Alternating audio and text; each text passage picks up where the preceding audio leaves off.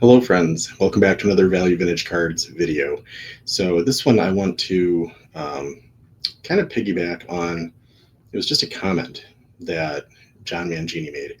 So I was watching his video, he was talking about all these different somewhat modern cards, and he had a Patrick Mahomes card, and he said, typically he likes to see them in their pro jerseys, not their college jerseys. And it got me thinking about uh, that for myself and what I prefer for jerseys.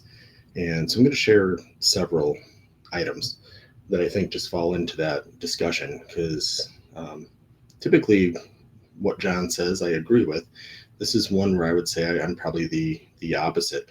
Um, I actually like seeing the players in the less than expected jersey, if that makes sense. So I was thinking about why that might be. Ever get into your own mind and start thinking like, why do I prefer that? Why do I like that better? And I was 12. I would say when I was 11 is when I really started collecting football cards. So like 88 Topps football cards would have been my first set. So Montana, Marino, Roger Craig, Jerry Rice, Lawrence Taylor, those were all kind of like, you know, getting my knowledge base and understanding things. 89 was a big deal because you had Score. For me, Score was impossible to find. 89 Score, 89 Upper Deck were the two things that like those were like grail finds when you found a store that had that. But I think it was, I want to say it was 7-Eleven. I think you'd stop in for a Slurpee and you'd stop in to pick up something pro set. And I think this is probably where some of it started. I absolutely was fascinated with Barry Sanders. I mean, what a phenomenal player. Um, his score, he's got kind of the Lions jersey from what you can tell at least. But this pro set showing his draft pick status and, obviously college jersey, I just thought that was so gosh darn cool. That maybe that's where it started for me. So I actually prefer a unique looking jersey. So I'm going to share several, and some of these I've shared before. I've shared my Gale Sayers run, I believe, at least what I had at the time. So that's just a labeled as a trading card. It's a pro line issue, but autograph. But to me, when you get to autograph and you can toss it onto a college jersey, it's that much less common. Relic with the jersey.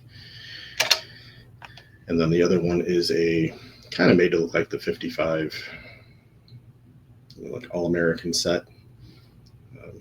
I like that one too because he signed it with HOF on it, so that's kind of neat. But another cool college image.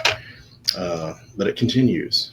When I search out, if I'm going to get like one autograph of somebody, I figured I'd go with Marino. I wanted to get something that had something unique to the signature too, so it's got his number on it, but also the college jersey. So for me, that was a little bit of a fun way to do that. It was different.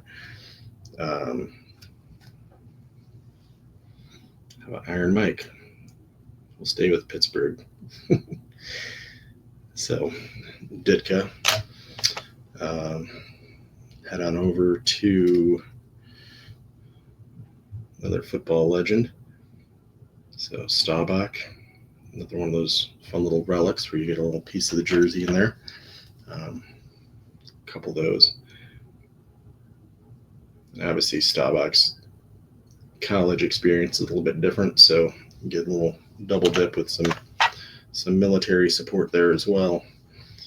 That one's neat because you get like the 4-part relic, but the one has some really cool qualities to it in terms of colors and what portion of the jersey it was.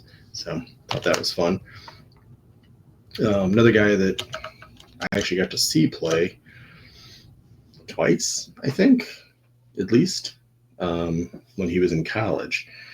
Never saw him in a pro game, but saw him twice in college. It's Drew Brees. So anytime that I can pick up a college card of Drew Brees, I go for it. So that's a 2001 Upper Deck. Again, I get lost in these modern cards. I know there's 77 different variations, and I don't know what's good or not. That's why you see a lot of times I'll just pick them up in like an 8. I don't pay up for a 10 because I don't know what the heck the difference is anyway.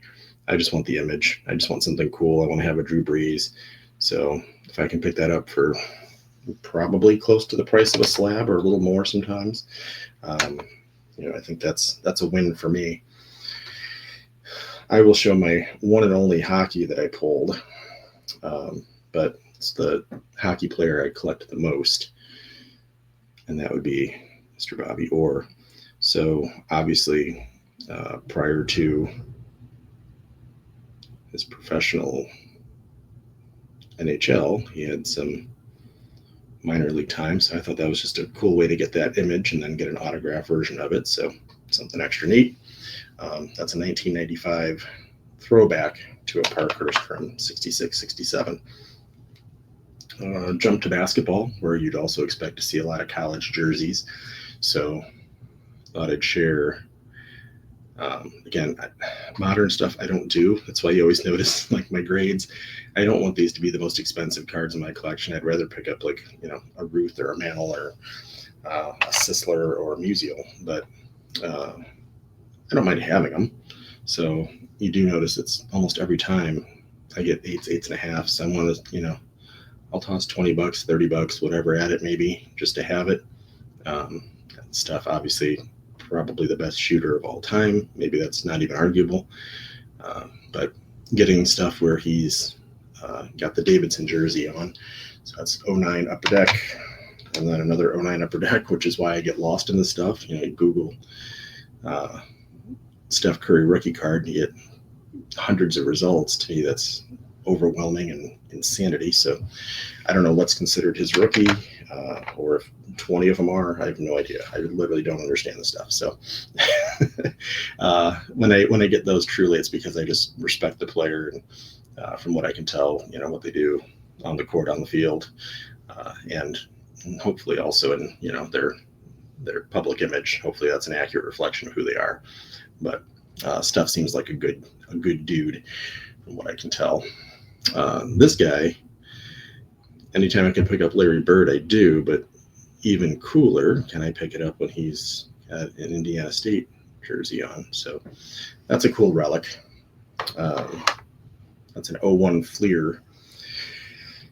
There's, I don't know, I think some of those they number, some of them they don't. I don't, again, I don't get caught up in that. I'd rather have one where there's a bunch of them, so I don't have to pay a whole bunch of money for it. I want to get the cheap version. I just want to have it.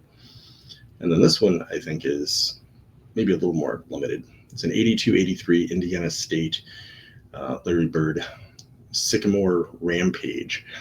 Got it a 7. I don't know if that's really considered a big deal for being something from the 80s. I don't think it is. And I want to say this cost a few dollars. This was not a $10 or $15 pickup, but I think that's super neat.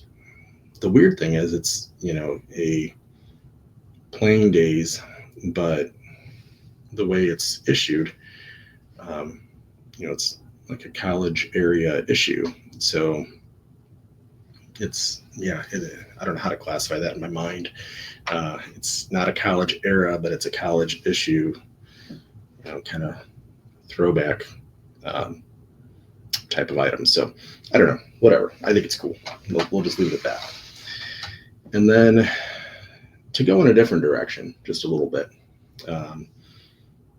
I also like when I see, baseball, a lot of times they don't go to college, but they are in the minors. So anything I can do, obviously that's, you get like that rookie, pre-rookie, whatever debate. So that's an 81 TCMA, Pawtucket, Wade Boggs, super cool. So the minor league card, back of those usually has some kind of stats and mentions it. Again, it's, if you look at that, it's classic 8. If it's modern, it's an Aaron 8, basically. That's how I like them. I literally regret when I have to pay up. That one's a 9. These are just tough to find, but I do love the idea. You can create a 80s era, which is way overproduced and therefore kind of undervalued. But Cal Ripken class act, absolutely want to support kind of him mentally in my mind. I feel like that's a little bit what you do when you're buying these cards.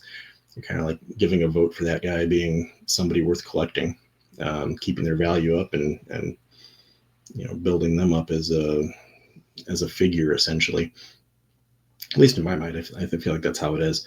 So I want to give a vote for Cal Ripken as just good dude. But minor league opportunity. Obviously, he's got a couple minor league cards that are insanely expensive. This is the one you can pick up, but it's not going to be $40. It's going to be a few dollars. And I snagged that one at 9. It's an old 9, so it's probably a new 7.5, and get caught up in the numbers. But I love the fact you can get the minor league issue. It's an 81, so you get the 82 tops traded. 81 minor league card, just a step cooler. And then this one I just snagged. This is a new to me card, and actually it's a newly graded card, so I guess it's a new to the graded population as well. But that was a Facebook deal. Really good guy to deal with, very responsive. He had a whole slew of minor league cards. There was another one I missed out on that I was dying, so I'm trying to keep that on the radar. Let him know if you find another one like that, that's mine. Let's make it happen. But this one was very fair. His asking price was fair. I kind of went back and forth with him, within just a couple minutes, and said, what about this? He's like, I'd like to be closer to there. And I said, well, that's not terrible. And then he said, would you mind picking up shipping? And I was like, yeah, that's fine. An extra $6 on a card. This was not a $50 card by any means. It's an 8. Thankfully, 9s and 10s go crazy. So an 8's like the perfect wheelhouse of definitely has some value. 20 Gwyn minor league card. But for whatever reason, I don't know if I haven't looked at like pop reports and all that kind of jazz, but Gwyn is way more than Boggs, and actually more than Ripken, and more than Sandberg, and more than Ricky Henderson. I don't necessarily know why. I'm going to guess it's population, just harder to find, but I haven't dug in. I just know, looking at comps and trends and sales and stuff, it was a true story. So that was one of the more expensive minor league cards, probably the most expensive minor league card that I bought. So thought I'd share that. But then my fascination actually doesn't end at college and minor league. So even in the pros, when you think Ryan Sandberg, you think either, a minor league card or Cubs. And like I said, when I collect players, I'll get into relics and I'll get into autos and things like that. But when I can get an image of him, looks like probably taking batting practice with the Phillies, I thought that was something different and cool. And that one seems to sell a little bit higher than his standard autograph card. So I don't know that it's super limited, but it is super different. It talks about his draft status. He was drafted in 1978, number 511. Good job, scouts. Baseball is the hardest one. So you just have no idea how it's going to translate in work ethic. And they're all spending, multiple years in the minor leagues, typically. Rare exception, but for the most part, that's what you see. So you're really hedging on what that guy's going to be in 3 years. Basketball, football, you're hedging on what they're going to be in 3 months. So a little bit different. Another one that I love this pickup, and this is not expensive. I just thought it was super fun, and it is kind of tough to find. That was one I saw on another channel. Somebody shared that they had picked that up, and I said, you know what, that's super neat. So I started researching it. Reggie, if you think about Reggie Jackson, he's with the A's, he's with the Yankees, he's with the Angels. You never even really have on the radar that he was with Baltimore. So even if it is something where it's during their playing days, if I can find something where they're in a little bit of a rare uniform or team pickup, that's fun. And then the last one, I feel like I abandoned my vintage roots. I guess Reggie's 76, but as the now labeled pre-war pusher, which I think I did to myself, but I enjoy that. Pre-war is where there's so much fun stuff. This is a 1931 Cubs team issue. This just came in the mail. This is, again, not expensive. This is um, dozens of dollars at most. It's in pretty good shape. It's not graded, which is fine. I like being able to see and touch something from 1931. That's also fun. But this is double cool. It's Ray Schalk. I don't have a whole lot of Ray Schalk stuff, but it's post-playing days, and he's actually coaching with the Cubs. So being a Chicago fan, yes, I'm a White Sox fan, but also, yes, I'm a Cubs fan. So if I can pick up a guy that's a White Sox legend while he's with the Cubs, I get to double dip. So it's something a little bit unique, really neat image. So I will take those all day. And again, that's 93 years old as we record this. So you're talking about something that's that old, and I can take that out of the sleeve and actually have my hands on something that somebody would have, been looking at 93 years ago. So to me, that's a really neat, part of the collection. So just wanted to share all that. A whole lot of kind of rambles and weaving throughout the thought process, but I think it all started with Barry Sanders, and we ended at Ray Schalk, and we hit 4 sports. So a lot of modern, a lot of unique college, minor league, rare team stuff.